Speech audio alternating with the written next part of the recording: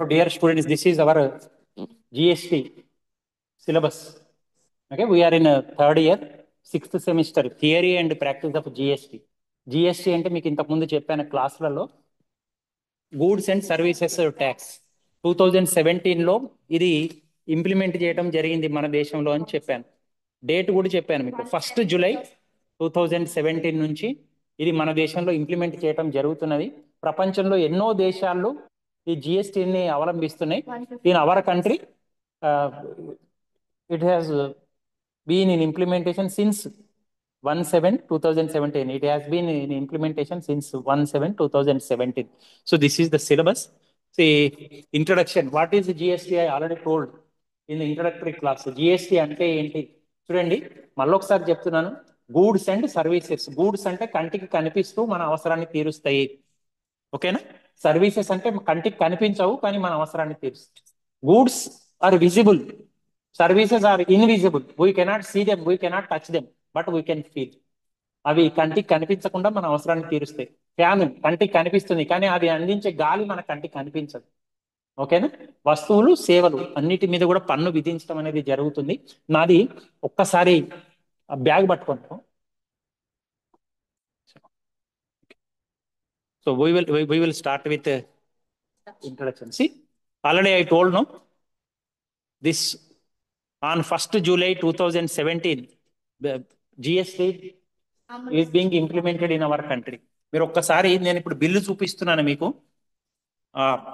నేను ఎక్కడ డిమార్ట్ లో అక్కడిక్కడ కొనుక్కున్న బిల్లు మీరు ఒక్కసారి చూడండి. ప్రతి ఏ బిల్లులోనైనా సరే మీకు జిఎస్టీ అనేది ఉంటుంది. సిజిఎస్టీ, ఎస్జిఎస్టీ అనేవి ఉంటాయి. అవంటే ఏంటో ముందు ముందు చెప్తాను. ప్రస్తుతానికి అయితే చూడండి, మీకు చూపించడానికి అనేది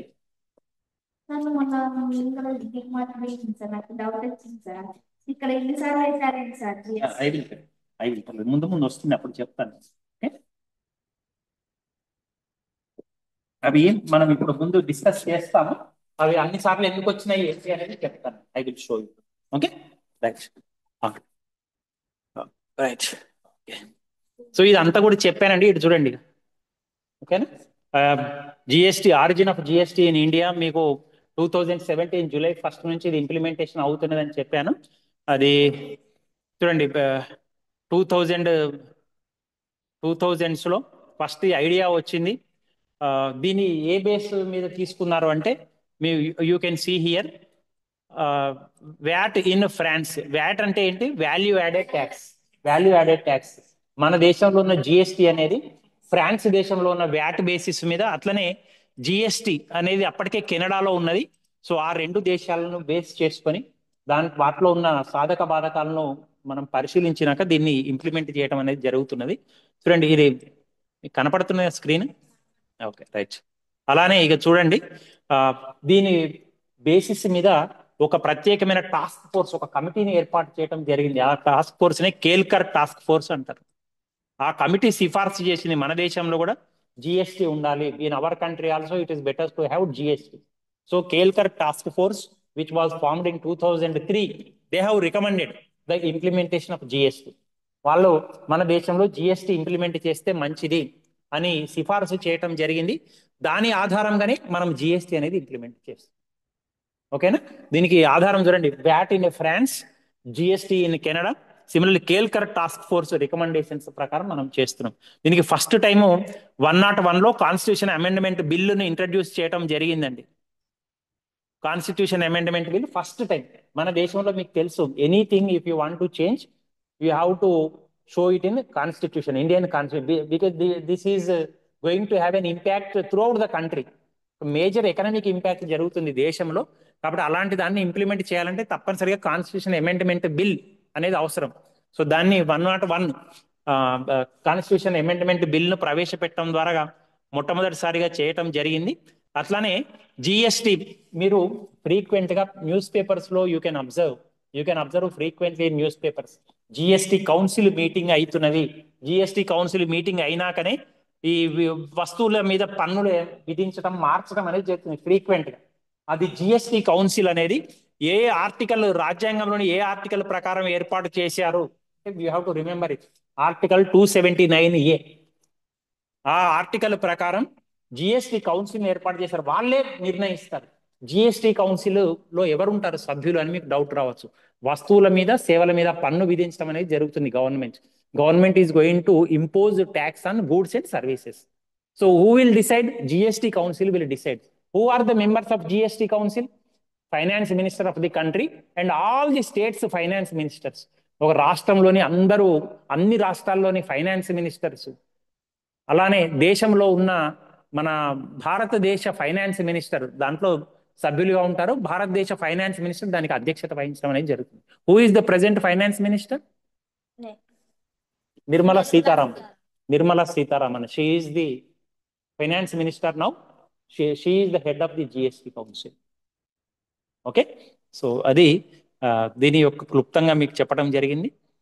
జిఎస్టి లాంచ్ అంటే జిఎస్టి ఎప్పటి నుంచి అమల్లోకి వచ్చింది? 2017 July 1 July 2017. Right.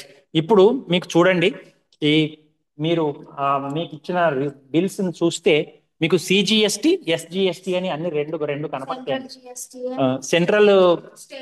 Central GST, state GST అని రెండు ప్రధానంగా ఉంటాయి.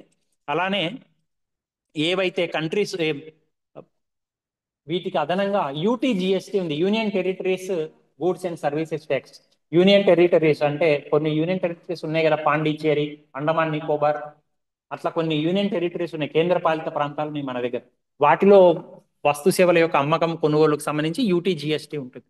అట్లనే ఐజిఎస్టీ ఉన్నది, అంటే integrated goods and services tax.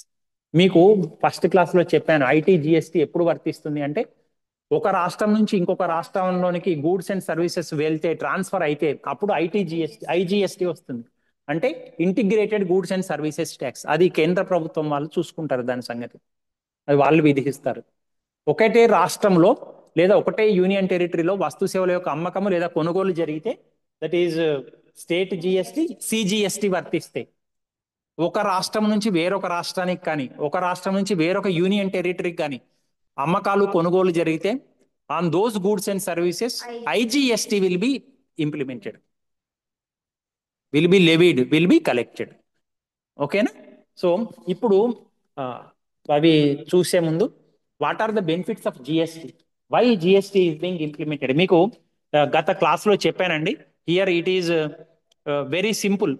మనకు ఏమిటి అంటే ఈ చాలా సింపుల్ స్ట్రక్చర్ ఉంది. గతంతో ఉన్న పన్నులతోటి పోలిస్తే GST is very simplified tax structure is there. Simple అంటే it is easy to understand. గతంలో ఒక్కొక్క రాష్ట్రము ఒక్కొక్క విధంగా పన్నులు విధించేదండి. ఒక రాష్ట్రంలో ఈ పెన్ను మీద ఈ రాష్ట్రంలో ₹1 పన్ను ఉంటే, ట్యాక్స్ ఉంటే, ఆంధ్రప్రదేశ్లో ₹2 ట్యాక్స్ ఉండేది, తమిళనాడులో ₹3 ట్యాక్స్ ఉండేది. ఒక్కొక్క రాష్ట్రం వాళ్ళు ఒక్కొక్క విధంగా ట్యాక్సులు విధించేవాళ్ళు. But with GST simplified unified structure is there. Unified అంటే యూనిఫామ్ అని, మీరు 10th వరకు మీకు యూనిఫామ్స్ ఉండేవి, అందరూ ఒకటే. అట్లా దేశవ్యాప్తంగా వస్తు సేవల యొక్క కొనుగోళ్లు అమ్మకాల మీద ఒకటే విధమైన పన్నును విధించడం అనేది మనం you can see, and it is very simple to understand. Okay, similarly cascading effects అని మీకు ఇంతకు ముందు కూడా చెప్పాను. Cascading effects means what you mean by cascading effect? పన్ను మీద పన్ను, ట్యాక్స్ ఆన్ ట్యాక్స్, అది తీసేసరికి ఒక వస్తువు మీద ఒకటేసారి పన్ను అంతే. ఇప్పుడు ఫర్ ఎగ్జాంపుల్, ఈ పెన్ను తయారు చేయడానికి రా మెటీరియల్ కొన్నప్పుడు నేను దాని మీద 50 పైసలు పన్ను కట్టానండి. రా మెటీరియల్ తీసుకున్నాను, దీనికి ప్లాస్టిక్ కావచ్చు, ఇంక్ కలర్ కావచ్చు, ఇంకేదన్నా కావచ్చు, దాని మీద నేను 50 పైసలు పన్ను కట్టాను. ఈ పెన్ను ఫినిష్ అయినాక నేను గవర్నమెంట్ కట్టే ట్యాక్స్ లో ఈ 50 పైసా నేను కట్టవలసిన అవసరం లేదు, ఎందుకంటే ఆల్రెడీ రా మెటీరియల్ కొన్నప్పుడు ఒకసారి కట్టాను. I already paid that tax when I purchase raw material. That 50 Paisa I can deduct. So అట్లా పన్ను మీద పన్ను లేకుండా ఈ జిఎస్టీ అనేది చేస్తుంది. ఓకే, సిమిలర్లీ మీరు ఒక్కసారి చూస్తే జిఎస్టీ ఇంప్లిమెంటేషన్ కంటే ముందు ఎంత పన్ను ఎగ్గొట్టడం అనేది ఎక్కువ ఉండేది. There was no transparency, tax evasion was observed. But now your GST, with the implementation of GST there is transparency. Transparent అంటే ఏంటి? అది కనపడుతుంటుంది క్లియర్గా. ఓకేనా? ఈ బ్యాగులో ఏం పెట్టానో కనపడుతున్నదా మీకు? దీని మీద నా సెల్లుకున్న అద్దము ట్రాన్స్పరెంట్ గా ఉంది. కింద పడితే డైరెక్ట్ స్క్రీన్ పగలకుండా నేను స్క్రీన్ గార్డ్ ఒక ఏమంటారు దీన్ని, ట్రాన్స్పరెంట్ గ్లాస్ అతికించుకున్నాను. ఇప్పుడు పగిలితే ఫస్ట్ గ్లాస్ వరకే పగులుతుంది. ట్రాన్స్పరెంట్ అంటే క్లియర్ గా చూడగలం. Okay, so with implementation of GST there is transparency and there is digitization. Digital and మొత్తం డిజిటల్ అయిపోయినాయి. అంటే అమ్మకాలు కానీ కొనుగోలు కానీ ఎగవేయటానికి వీలు లేకుండా సాధ్యమైనంత వరకు కట్టుదిట్టంగా చేయటం లేదు. Everything is online. Okay, so similarly economic integration by removing inter state barriers. Inter state అంటే ఒక స్టేట్ కి ఇంకొక స్టేట్ మధ్యన అడ్డంకులు తొలగిస్తూ అందరికి ఒకటే ఒక యూనిఫామ్ స్ట్రక్చర్ తోటి ఈ జిఎస్టీ అనేది వచ్చింది. So these are the benefits of goods and services tax in our country. Okay, next transition to GST. చూడండి, ఇవి ట్రాన్సిషన్ లో కీలకం. ట్రాన్సిషన్ అంటే ఏమిటండి? ట్రాన్సిషన్ మీన్స్ ఈ స్టేజ్ నుండి ఇంకొక స్టేజ్ కి మారడం. Transferring from one state to another state. అంటే స్టేట్ అంటే ఇక్కడ రాష్ట్రం కాదు, ఒక స్థితి నుంచి ఇంకొక స్థితికి మారడం. ఇప్పుడు 2017 నుంచి జిఎస్టీ అనుకున్నాం కదా మనం. 2017కు ముందు రకరకాల ట్యాక్సులు ఉండేవి. State tax, VAT, CENVAT, value added tax, state VAT, రకరకాల ట్యాక్సులు ఉన్నాయి. అవన్నీ తీసేసి దీంట్లోకి మారాలి అంటే that is known as transition. Transition అంటే ఒక స్టేజ్ నుండి ఇంకొక స్టేజ్ కి మారడం. సో దాంట్లో ఏమేమి కీ స్టెప్స్ ఉన్నాయో చూడండి. Elimination of pre GST tax, this is the first stage. అంటే ప్రీ జిఎస్టీ అంటే జిఎస్టీ కంటే ముందు అవన్నీ కూడా ఎలిమినేట్ చేయటం, అంటే అవన్నీ తీసేశారు. అది ఫస్ట్ది. ఏమేమి పోయినాయండి చూడండి ఒక్కసారి. ఈ ట్యాక్సులన్నీ పోయినాయి. ఇది ఫస్ట్ స్టేజ్. ఏంటి? Central excise duty, service tax, countervailing duty, special additional duty, అట్లనే స్టేట్ ట్యాక్సెస్ రకరకాలుగా ఉన్నాయి. Value added tax, VAT, CST, central sales tax, entry tax, purchase tax, luxury tax, entertainment tax, tax on advertisements. These are to name a few. అట్లనే advertisement tax మీకు కొంత notes లో కూడా ఇచ్చాను మనం. అవన్నీ కూడా పోయినాయి. అవన్నీ తీసివేయటమే first step. Okay, this is otherwise known as elimination of pre GST taxes. Pre GST means before GST. These are all removed, these are all eliminated now. That is the first stage. మనం కొత్తది తీసుకొని రావాలి అంటే first తీసేయాలి కదా, పాతవి తీసేయాలి. So that is elimination of pre GST taxes. Then GST legislation. So దానికి అనుగుణంగా 101st amendment act in 2016 it was enabled. Okay, so దీని ప్రకారం మనము జిఎస్టీని తీసుకొని రావటం జరిగిందండి. Migration of existing tax payers. Migration అంటే ఏంటండి? మీరు సైన్స్ లో నేర్చుకుని ఉన్నారు, మైగ్రేషన్ ఆఫ్ బర్డ్స్ అని. ఒక ప్రాంతం నుంచి ఇంకొక ప్రాంతానికి వలస వెళ్తాయి పక్షులు. అట్లానే పాత ట్యాక్స్ పేయర్స్ అందరినీ ఇప్పుడు ఏం చేయాలి? కొత్త దాంట్లోకి మైగ్రేట్ చేయించాలి. ఇప్పుడు మీరు సెల్ పాతబడిన తర్వాత పని చేయకపోతే పాతది తీసేసి కొత్తది తీసుకుంటారు కదా, దాంట్లో ఉన్న ఫోన్ నెంబర్లు, డేటా అంతా కూడా దీంట్లోకి మార్చుకుంటారు. దాంట్లో ఉన్న డేటా అదంతా కూడా దీంట్లోకి you are going to take contacts కానీ ఏమన్నా, దాన్ని ఏమంటామంటే మైగ్రేషన్ అంటాం. సో పాత ట్యాక్స్ పేయర్స్ కు సంబంధించిన డీటెయిల్స్ ఏవైతే ఉన్నాయో, డేటా ఏదైతే ఉందో అదంతా కూడా మనము కొత్త ట్యాక్స్ స్ట్రక్చర్ లోకి తీసుకొని వస్తాం. So that is migrating of tax payers, existing tax payers. దాన్ని మైగ్రేషన్ ఆఫ్ ట్యాక్స్ పేయర్స్ అంటాం.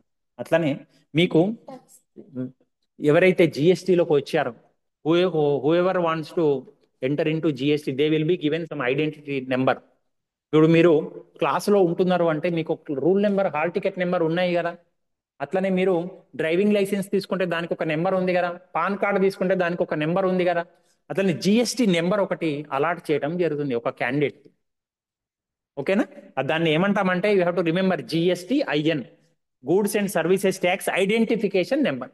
మీకు ట్యాక్స్ కట్టాలన్నా, మీకు గవర్నమెంట్ నుంచి ఏమన్నా రీఫండ్ రావాలన్నా, మీరు ఏమన్నా పెనాల్టీ కట్టాలన్నా, ఏమన్నా అప్పీల్ చేయాలన్నా గవర్నమెంట్కి, you have to cite this number. We have to provide this reference. Did you understand? GSTIN, GST identification number అంటాం. ఇది మనం రిఫరెన్స్ లో ఇవ్వటం అవసరం అండి. మనం గవర్నమెంట్ నుంచి, జిఎస్టి అథారిటీస్ నుంచి ఎటువంటి రీఫండ్స్ రావాలన్నా, వాళ్ళకి ఏమైనా ఫైన్ కట్టాలన్నా, చాలాన్ కట్టాలన్నా, ఓకేనా, ఏమైనా ట్యాక్స్ కట్టాలన్నా you have to based on this only you have to do. And another next fourth one is input to tax credit transition. చూడండి,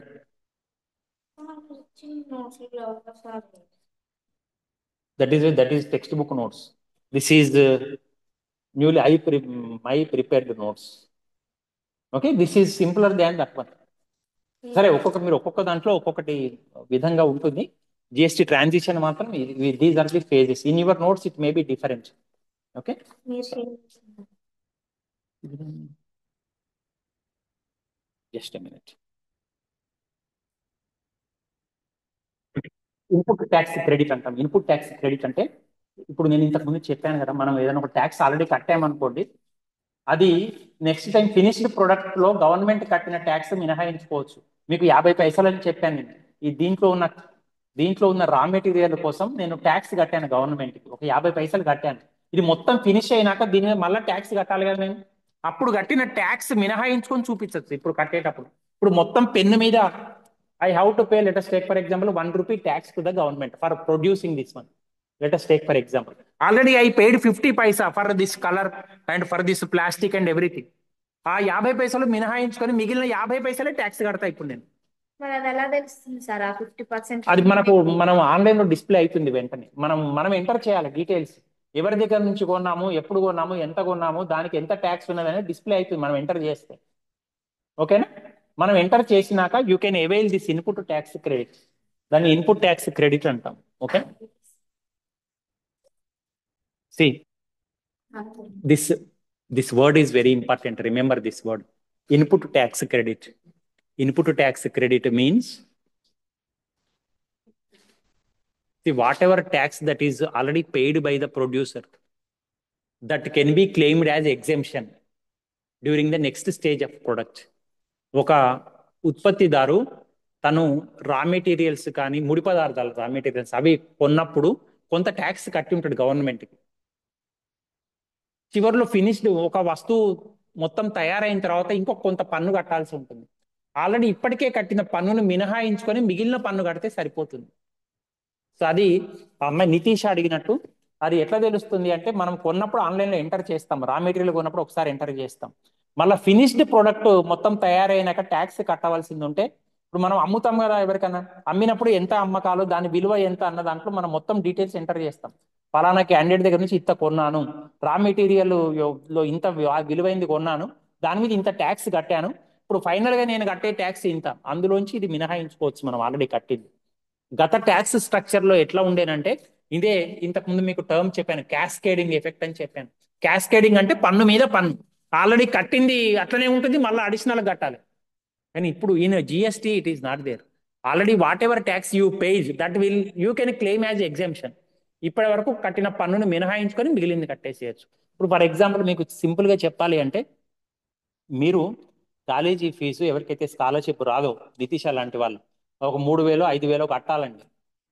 5,000 ఒకటేసారి కట్టలేక అమ్మాయి ఏం చేస్తుంది, మొదటి 2 నెలలలో 2,000 కట్టింది. మళ్ళీ చివరిలో కట్టమన్నప్పుడు ఆ 2,000 మినహాయించుకొని మిగిలిన 3,000 కడుతుంది, 5,000 కట్టాల్సి ఉంటే. అంతేగాని ఆ 2,000 అట్లనే పెట్టి 5,000 కట్టదు కదా. కానీ ఇంతకు ముందు ట్యాక్స్ స్ట్రక్చర్ లో అట్లా ఉండే. మనం గతంలో ఏదైనా పన్ను కట్టి ఉంటే దాన్ని అది పక్కనే ఉంచి మళ్ళీ కొత్తగా ఫ్రెష్ కట్టాలి. మన ఫినిష్డ్ ప్రోడక్ట్ మీద మనం కొత్తగా పన్ను కడతాం.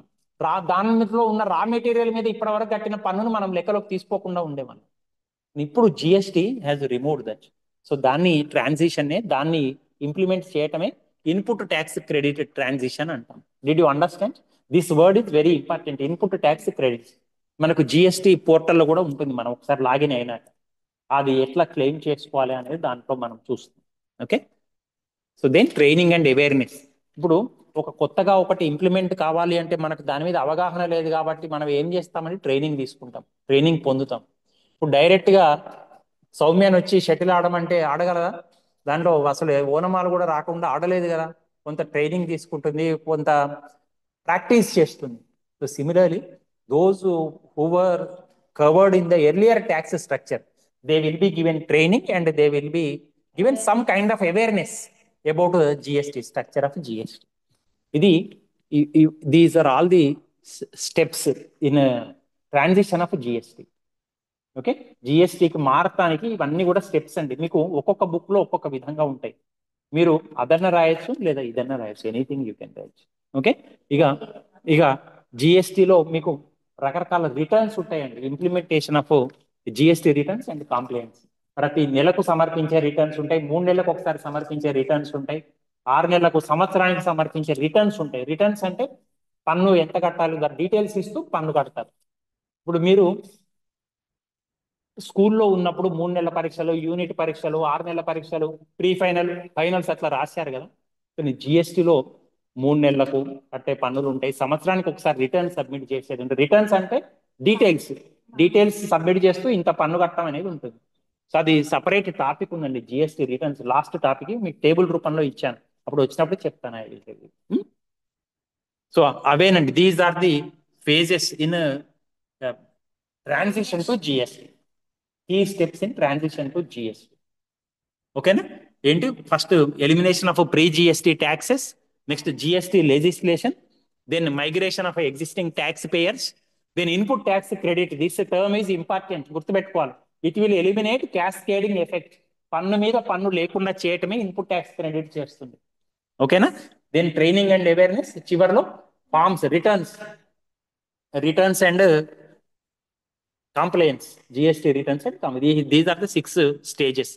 బెనిఫిట్స్ ఇంతకు ముందు చెప్పాను కదండి. Benefits of GST it is very simple, it is transparent, reduction in cascading effect. Cascading అంటే ట్యాక్స్ ఆన్ ట్యాక్స్, పన్ను మీద పన్ను కట్టకుండా చేస్తుంది GST. Okay? So ease of doing business, easy అంటే ఏంటి? చాలా తేలిక చేయడం బిజినెస్. ఎప్పటికప్పుడు మనం రిటర్న్ సబ్మిట్ చేస్తుంటాము, దొంగ బిల్లులు ప్రవేశపెట్టకుండా, దొంగతనాలు చేయకుండా, ప్రభుత్వాన్ని మోసం చేయకుండా బిజినెస్ చేయడాన్ని ఈజీ చేసిందండి ఈ జిఎస్టీ స్ట్రక్చర్ అనేది. చూడండి, దీస్ ఆర్ ది ఛాలెంజెస్. ఇవన్నీ కూడా ఛాలెంజెస్ జిఎస్టీ ఇంప్లిమెంటేషన్ లో. జిఎస్టీఎన్ మీకు చెప్పిన జిఎస్టీ ఐడెంటిఫికేషన్ నెంబర్ ఉంటుంది. అది అట్లనే GSTN, goods and services tax network. దాంట్లో మీరు కొన్ని సందర్భాల్లో ఏదైనా ఆన్లైన్ చేయదలుచుకుంటే ఒక్కొక్కసారి ఆన్లైన్ నెట్వర్క్ ఇష్యూస్ తోటి సరిగ్గా రాదు, అవునా?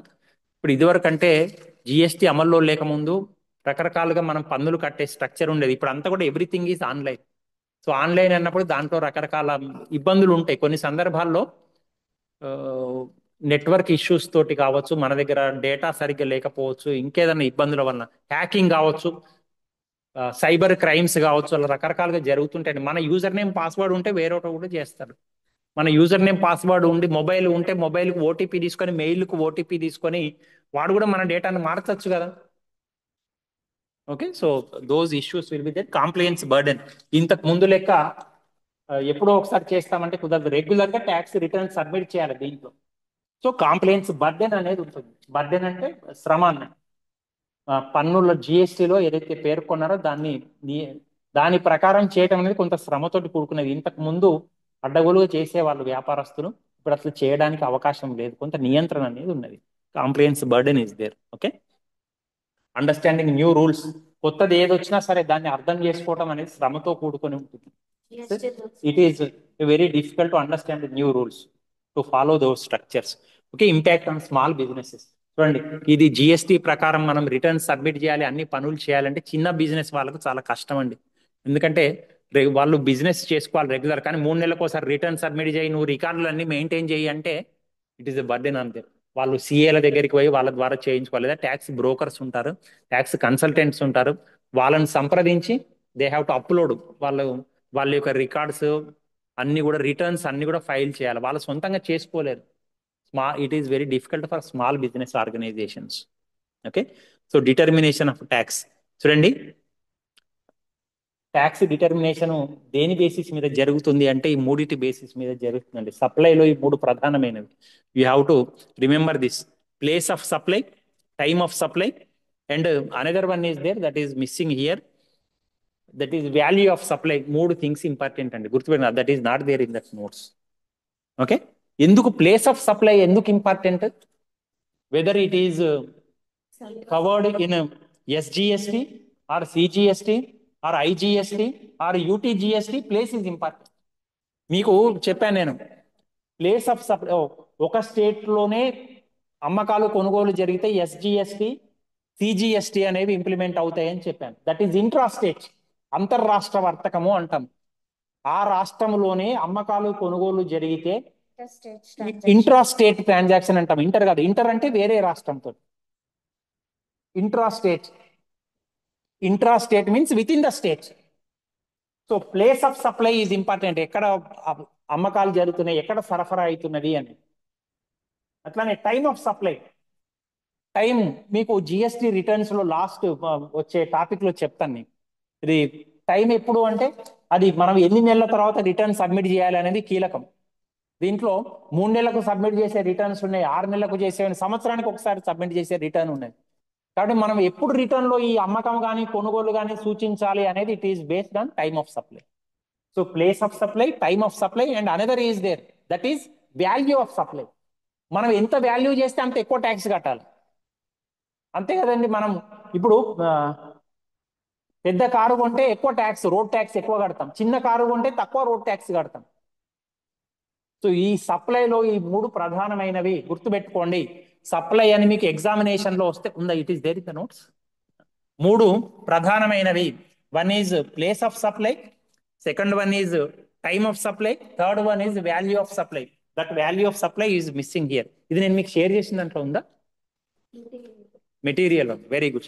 సో ఇక్కడ లేదు అది, అందుకని అది చెప్పాను. సప్లై అంటే చాలు, మీరు ఇవి 3 రాయాలండి ఖచ్చితంగా. Place of supply, time of supply, value of supply, ఈ మూడింటిని బేస్ చేసుకొని జిఎస్టీ ఉంటుంది. అట్లానే మీకు సప్లైలో ఇంకా ప్రధానమైనవి intra state supply, inter state supply.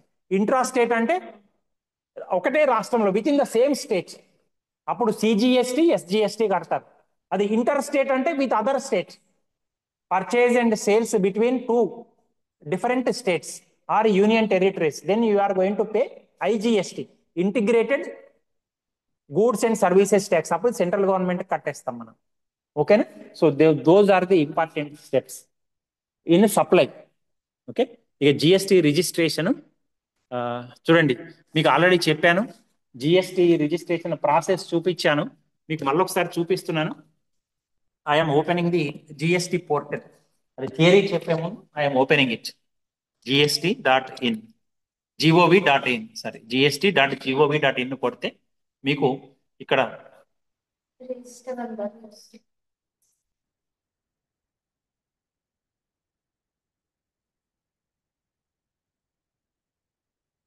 you can see this good, this is the goods and services tax portal of our country. ఓకేనా?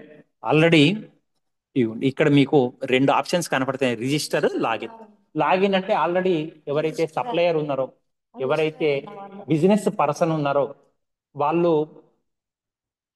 వాళ్ళ యొక్క రిటర్న్స్ సబ్మిట్ చేయాలి అంటే లాగిన్ ద్వారా పోయి వాళ్ళ యొక్క యూజర్ నేమ్ పాస్వర్డ్ కొడతారు. Just like your mail. Mail మీకు ఇప్పటికే లేదు అనుకోండి, మీరు కొత్తగా ఏం చేస్తారు, సైన్ అప్ అంటారు. సైన్ అప్ చేస్తారు. మీ డీటెయిల్స్ అన్ని ఇస్తే మీకు ఒక యూజర్ నేమ్ పాస్వర్డ్ క్రియేట్ అవుతాయి. యూజర్ నేమ్ క్రియేట్ అయితే పాస్వర్డ్ మీరు పెట్టుకుంటారు మెయిల్కి. అట్లనే జిఎస్టీలో కూడా రిజిస్టర్ అంటే కొత్తగా ఎవరైనా వ్యాపారస్తుడు, if he wants to enrol in GST, if he wants to get registered, he will click on this register. Register మీద క్లిక్ కొడితే అతనికి సంబంధించిన డీటెయిల్స్ ఇవన్నీ కూడా ఎంటర్ చేయాల్సి ఉంటుంది. ఇది రిజిస్ట్రేషన్ ప్రాసెస్ లో ఫస్ట్ స్టెప్. ఓకేనా? చూడండి ఇక్కడ ఐఆమ్ ఏ, చూడండి ఈ క్వశ్చన్స్ ముందుకు జరుపు. యూ కెన్ సీ ఐఆమ్ బాబు కనబడుతుందా, లేకుంటే ఇక్కడికి వచ్చేస్తా. ఐఆమ్ ఏ, చూడండి ఇక్కడ నేను కొడుతున్నాను. I am a taxpayer. నేనేం ట్యాక్స్ డిడక్టర్ని కాదు కదా, గవర్నమెంట్ తరఫున ఏం పని చేయట్లేదు. I am a taxpayer. Then state, union, I belong to, let us take for example Telangana, T E అని కొట్టగానే తెలంగాణ వచ్చేసింది. Okay, district, then Khammam, see Khammam. Then legal name of the business, let us take for example I'm writing it as Ramesh. Permanent account number, my PIN, PAN number I'm going to enter. Okay, let us take for example ABCDF 7 8 9 10 6 H. Let us take for example. అవి కొట్టేశానండి. Next email address. So I'm going to enter yes.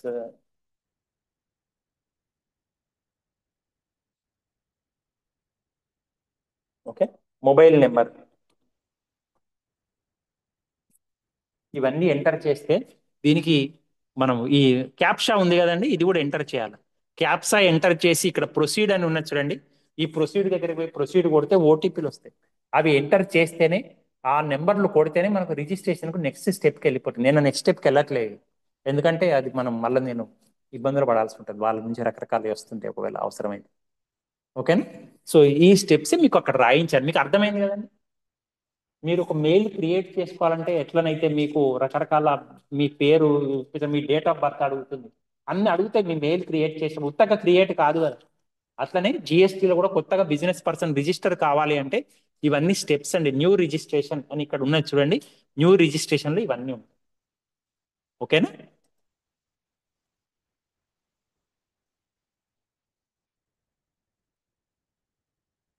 చూడండి, ఈ registration కావాల్సిన documents: PAN card of the applicant, PAN card ఉండాలి, Aadhaar card ఉండాలి, అట్లనే proof of business, ఏమి business చేస్తున్నాడో దానికి సంబంధించిన బిజినెస్ రిజిస్ట్రేషన్ ఉంటుంది ఏదైనా ఒకటి. Just licence. ఇప్పుడు మన హోటల్ బిజినెస్ చేస్తున్న హోటల్ వాళ్ళకి ఒక లైసెన్స్ ఉంటుంది. అసలు మీరు ఏ షాపులకు పోయినా, కిరాణా షాపులకు పోయినా వాళ్ళు ఏదో గవర్నమెంట్ నుంచి పర్మిషన్ తెచ్చుకుంటారు ఏదైనా. ఓకేనా? Proof of business is required. Then identity, identity proof. అది ఆధార్ కావచ్చు, లేదా ఇంకేమన్నా ఇటువంటి పాన్ కార్డు కావచ్చు, లేదా ఇంకా డ్రైవింగ్ లైసెన్స్ కావచ్చు, ఏదైనా ఒక ఐడెంటిటీ ప్రూఫ్ ఇవ్వాలి. ఓకేనా? Similarly business address proof. Business నువ్వు ఎక్కడ చేస్తున్నావో ఆ స్థలం యొక్క అడ్రస్ సర్టిఫై చేసి ప్రూఫ్ తీసుకోవాలి. అట్లనే bank account details. Statements or cheque. అట్లనే ఒకవేళ బ్యాంక్ అకౌంట్ స్టేట్మెంట్ మీ దగ్గర లేకపోతే క్యాన్సల్డ్ చెక్ ఇవ్వమంటారు. ఒక చెక్ ని క్యాన్సల్ చేసి you have to produce, you have to give it, you have to scan it and send, upload it.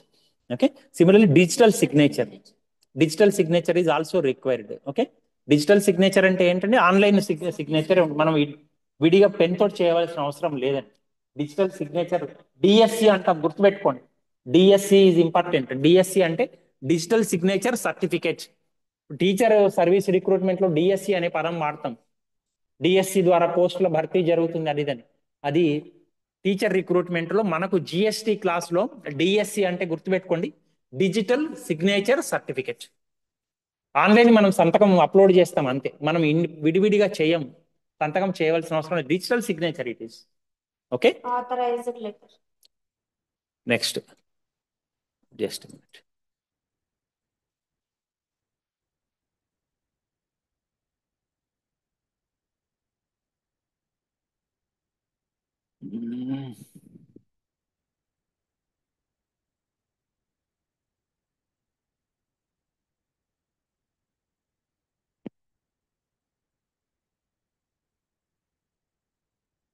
Just minute.